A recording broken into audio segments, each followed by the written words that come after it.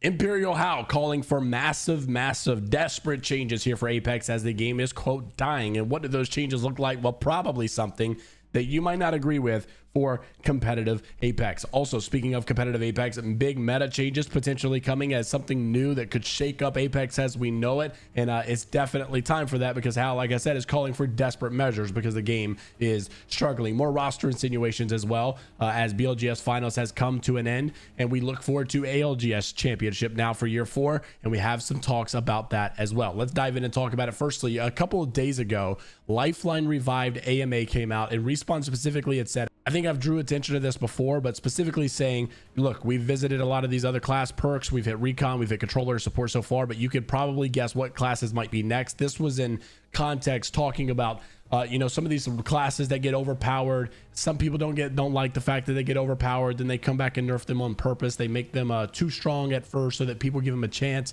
But more people seem to engage with it that way, and so that's probably why they're taking that approach. Well, Hypermist had actually leaked that wall running may be returning to Apex alongside the boost kit ability codes. There's also new mentions of a wall running passive which were not present in the last season. So that's pretty big news. Will they be looking to add this into the permanent version of Apex, not just an LTM like we had with Shadowfall, Shadow Royale, and all that stuff? That would be big because a lot of people have asked for Titanfall stuff to come over into the game, and being that the game is struggling right now, we are looking for some massive changes. That comes from Imperial How saying, give me back season 13 ranked Prime Horizon and 0.4 aim assist. Yeah, can you believe this? How asking for an aim assist buff? Even Saucer is saying, never thought I'd see the day when you were asking for an aim assist buff, but How clearly says, look, the game is dying. We need desperate measures right now.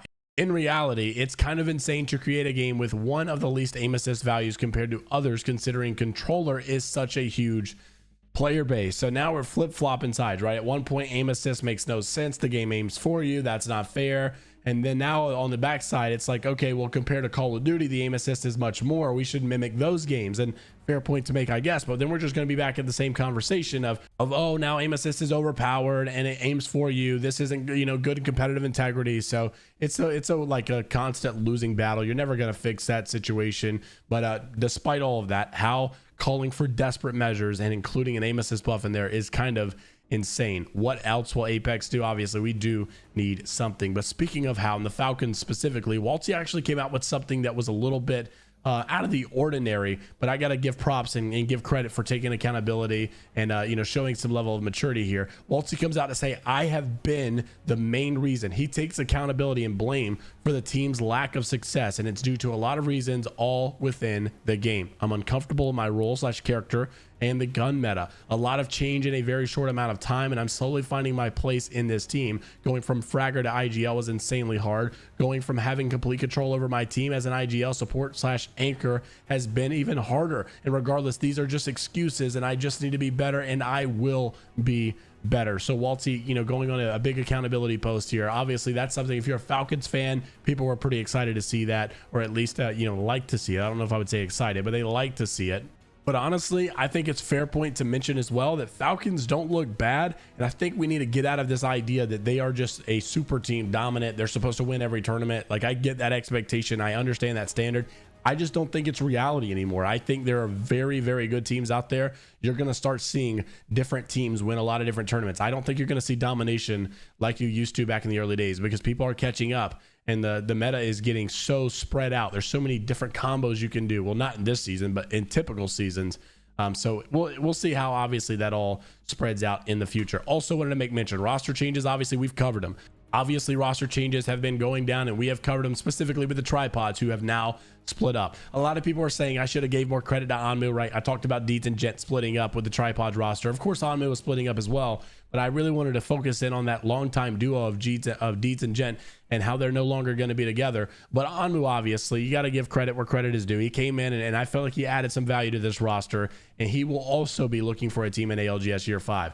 Now, who will he land with? Obviously, time will tell. You also had Gent kind of come out to say the same thing, looking for team in ALGS Year 5. Duplex commenting the little smirk. Maybe it's time for these guys to start the team. I mean, these guys vibe really good together. If you've never watched them play on stream together, they are like almost, it's like a match made in heaven. You feel like this roster is supposed to be coming together. Honestly, these two guys click very well. I'm interested to see how that one goes into the future. Duplex has been on a team that's kind of, you know, had its moments. They've looked good in scrims at some points, but never really like dominant. But once again, I don't think that's a bad thing. I don't think you're going to see dominant teams anymore, at least on the grand scale. I think in the regional scale, you're probably going to see that, at least for other regions besides North America. North America is pretty competitive, and don't get me wrong, these other ones are as well, but I think EMEA, Alliance, and Aurora stand out very, very well. APAC South, Makers, and Guild stand out very, very well. But if you guys have not seen this already, this is quite insane. The BLGS EMEA finals literally possibly decided by a lack of one Kraber bullet. Alliance was in this end game with Danish, and things were coming down to the wire. It was the last two teams, a 1v2 clutch. Their knock is in, and all he needs to do is hit this Kraber shot, and unfortunately it was not there. If you haven't seen this already, here's the clip. They're looking. Hold the ball, hold the ball. Zipping, nice. Okay. Shoot Come them. here. Come to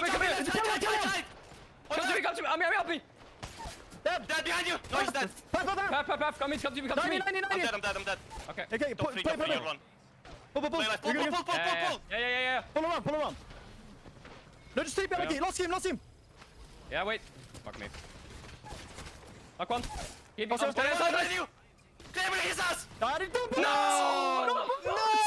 was Danish. It's over. I had no bullets, man. How the fuck? Why is everyone focusing me there? I had no bullets. If I had a Kraber shot, man, I win that. I actually win. If I had a Kraber shot or a shotgun. So obviously it's one thing to lose that, you know, and just, it is what it is. You move on. It's another thing to lose it to someone who's actually about to win the entire tournament if you let them win. So Danish obviously was that team. They were able to take it in the end. It is what it is. You got to move on. You can't deny that Alliance was the best, or, you know, at least one of the best, but I would probably say the best team that entire tournament, maybe because they did have the most points. If you take a look here at 106, but they never won a single game. They did have the most kills, but never won a single game. And in the name of Battle Royale, you've got to be able to win games. You got to be able to convert. So I don't know if I could say they were the best team that tournament. They definitely looked like one of the strongest teams going into champs, but obviously, you know, I guess that's just up for debate. We'll see how they compete against other teams out there. In the times past, Alliance has always been a team that is only very good at group play when it comes to champs, it seems like. However, over the months, or maybe even a year at this point, I would say Alliance has really just looked strong in general. They play very, very well. They obviously won the World Cup, so they're kind of past that phase.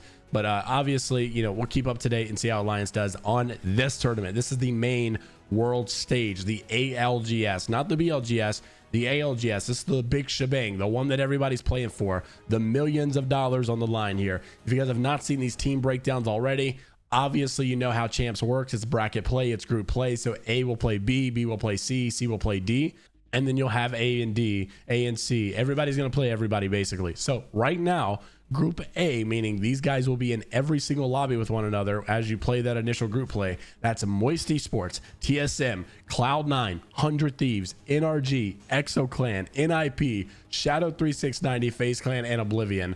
I have no idea what these other groups are yet because I'm starting off with A, obviously, but I cannot imagine that it gets worse than that. That has got to be one of the most stacked groups I've ever seen in ALGS history if you know the context of how good these teams are right now. Group B, on the other hand, Fnatic, Guild, Primus Commanda, VKG, Complexity, Makers, Virtus Pro, Dragons, XNY, Meteor. Don't get me wrong, guys are good, but I know Group A is definitely more stacked in my opinion. Gaming Gladiators, Falcons, LG, Aurora, Team Burger, Noctum, Organist and Hungry, JHS Professional, Reignite, Eternal. If you know the context of these teams right now, no, this is not the most stacked group. Gaming Gladiators have been struggling in BLGS given, yes, but Falcons also not that dominant team that they used to be. LG, definitely not that dominant team that they used to be. Aurora looking pretty solid, yes, but I just don't think that this is anything compared to Group A. Group D, on the other hand, Alliance, Crazy Raccoons, Lone Sharks, Liquid Alienware, Dreamfire, Furia, Interforce 36, Go Next, Stallions, and Supernova. This is without a doubt the second most stacked group. Group A versus Group D is going to be an insane match to watch. Cannot wait for that one, obviously. Lone Sharks probably the best unsigned team right now. Will Space Station grab them before champs? Is Space Station going to grab any team before champs? That is a big question, obviously, that we are continuing to follow as well. Alliance, one of the favorites in this. Liquid Alienware, obviously coming off 2 wins in the BLGS. Can they continue that momentum? Furia, I don't even know what to say about this roster. Furia is always in the conversation. They're always good. They're top 5 everything, it seems like, but they're never winning. They're not actually like that close to winning, it seems like. I don't know what's going on, because they are a solid squad. Even in the BLGS finals, most kills. They are showing signs of presence, but they are not winning. And I don't know why. I don't know. I honestly have to question, can Furia even win? I hope so. And I like Furia. I root for Furia, but I just don't see that conversion. I don't see them winning a lot. Despite the struggles that Falcons have had, we know they're very, very capable of winning and showing up if the day is right. So obviously keep them on your radar. LG, I'm worried about. I know LG seems to play better to a higher competition than they do, you know, BLGS style stuff. So maybe they just have a pop-off tournament. Maybe they feel it that day, and maybe things go good for them. Guild and Primus Commanda, obviously 2 very strong teams of the APAC South region. And Primus Commanda also having that Black Hand former roster that placed 3rd at champs last year. So very capable. Don't undermine these players. I just think that, you know, maybe things aren't the same as they were last year, but any tournament can be different on any given day. I'm really hoping to see a big day and a big tournament out of Virtus Pro, because I like this story that the roster has had, and they've consistently been getting better and better despite, you know, Slayer's kind of had the short end of the stick with some roster changes and catches some flack every now and then. Lou is obviously I'm thinking about a year ago, Lou was having a hard time finding himself on a roster. He goes through LCQ, he barely makes champs with DSG, and things were cutting it very, very close. And now Lou is a very established on Virtus Pro League, looking good in like every single BLGS. Things have looked much better for his Apex career as of late. So hopefully they can have a pretty good standing also. I think a lot of people are obviously rooting for NIP for the sake of Nasky, and hopefully they have a pretty good presence there. I think the fans would really appreciate that. 100 Thieves, obviously, with Jin Burton, everybody's waiting to see, now that they haven't really seen him in BLGS, how will this roster perform on LAN. Cloud9 also a lot of momentum. They have their days. I think TSM probably the best overall team right now with consistency. Moist is probably in that conversation as well. Moist, one of the best teams in the world right now. Can they keep all this momentum up? What's going to happen at champs? Let me know what your thoughts are down in the comment section below. Like and subscribe if you want to stay up to date with everything going in the world of Apex Legends, esports, drama, news stories, and much more. And until the next time, we'll see you all later, Gators.